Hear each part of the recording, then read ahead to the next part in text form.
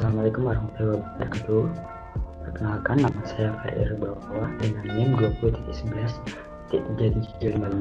Pada kesempatan kali ini, saya akan mempresentasikan mengenai Pancasila dan sejarah lahirnya Pancasila. Yang pertama yaitu pengertian Pancasila. Apa itu Pancasila? Pancasila adalah ideologi dasar bagi negara Indonesia, yang berarti sebagai suatu kumpulan dari konsep bersistem yang dijadikan asas atau dasar pendapat atau kejadian yang memberikan arah dan tujuan untuk kelangsungan hidup manusia.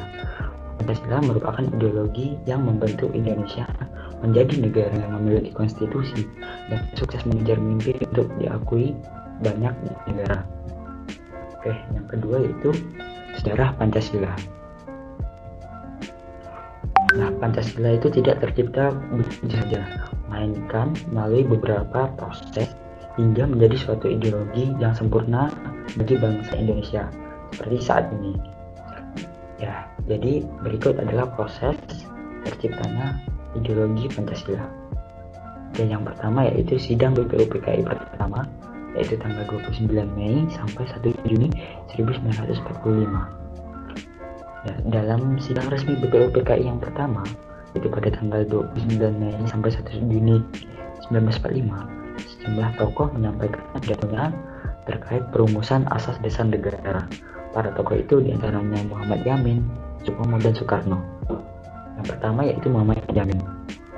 Muhammad Yamin berpidato pada 29 Mei 1945 perumusan 5 asas dasar negara, yaitu yang pertama peri kebangsaan, kedua peri kemanusiaan, yang ketiga peri ketuhanan, keempat peri kerakyatan, dan yang terakhir yaitu kesejahteraan rakyat. Yang kedua yaitu Profesor Dr. Mr. Supomo mengusulkan dasar negara Indonesia merdeka, yaitu persatuan, kekeluargaan, mufakat dan demokrasi, musyawarah, serta keadilan sosial.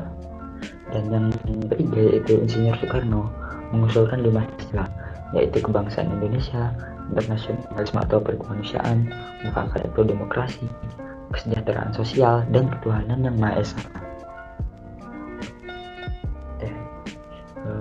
Proses yang kedua yaitu setelah sidang BPUPKI yaitu rumusan dari Panitia 9. Hasil pembahasan Panitia 9 tertuang dalam Piagam Jakarta pada 22 Juni 1945 sebagai berikut. Yang pertama yaitu ketuhanan dengan kewajiban menjalankan syariat Islam bagi pemeluk-pemeluknya. Yang kedua yaitu kemanusiaan yang adil dan beradab. Yang ketiga persatuan Indonesia. Keempat kerakyatan yang dipimpin oleh kebijaksanaan dan dalam permusyawaratan perwakilan. Dan yang kelima yaitu keadilan sosial bagi seluruh rakyat Indonesia. Proses yang ketiga yaitu adanya kontroversi pada sila ke-1 yang sebelumnya telah dibuat atau dirumuskan oleh Panitia 9. Jadi perumusan dasar negara ini masih belum selesai. Masih timbul perdebatan antara kelompok kebangsaan dan kelompok Islam.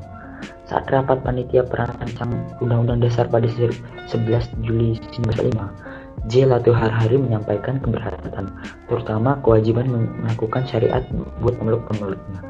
Akibatnya mungkin besar, terutama terhadap agama lain, ujar Latuh Harhari, seperti yang dikutip dari Himpunan Risalah dari BPUPKI dan PPKI yang berhubungan dengan penyusunan Undang-Undang Dasar 1945. Sehingga proses yang terakhir yaitu merupakan sidang PPKI. Setelah melalui berbagai kompromi pada rapat panitia persiapan kemerdekaan Indonesia atau PPKI 18 Agustus 1945, Bung Hatta menyebutkan rumusan final pembukaan Undang-Undang Dasar Negara. Salah satunya menyebutkan perubahan kalimat pada dasar negara menjadi hanya negara berdasarkan ketuhanan yang Maha Esa, sehingga menjadi Pancasila. Yang pertama, ketuhanan yang Maha Esa. Kedua, kemanusiaan yang adil dan beradab. Ketiga, persatuan Indonesia. Keempat, kerakyatan yang dipimpin oleh hikmat kebijaksanaan dalam permusyawaratan perwakilan. Dan yang kelima atau yang terakhir yaitu keadilan sosial bagi seluruh rakyat Indonesia. Demikianlah penjelasan mengenai Pancasila, pengertian Pancasila dan sejarah terciptanya ideologi Pancasila yang bisa saya sampaikan. Sebelumnya saya mohon maaf yang sebesar-besarnya kepada teman-teman sekalian, kepada para penonton apabila di dalam penyampaian materi sebelumnya terdapat kesalahan kata. Akhir kata, wassalamualaikum warahmatullahi wabarakatuh. Terima kasih sudah menonton.